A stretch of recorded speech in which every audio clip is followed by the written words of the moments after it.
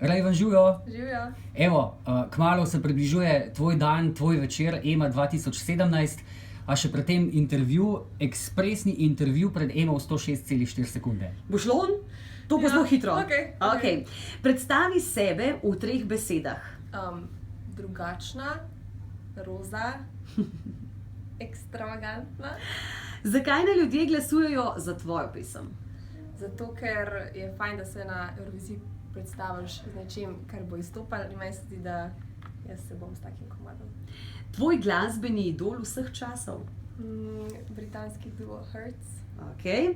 Tvoja največja skrivnost iz otroštva, žmohtno nekaj hočva. Ko sem bila stara 3 leta, sem porada kamenčke jedla.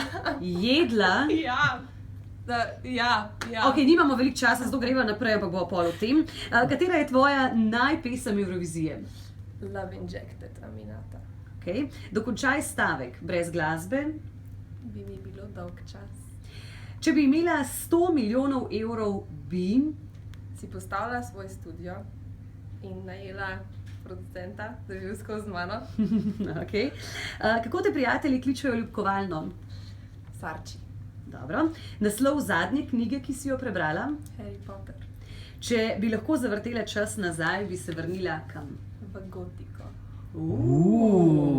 No, saj je bilo že malo logično, ja, saj ne. Drugač pa, evo, zdaj le še priložnost, da povabiš poslušalke in poslušalce Radia Ekspres, da glasujejo zate. Glasujte zame, zato ker bom pokazala nekaj novega, pa drugačnega.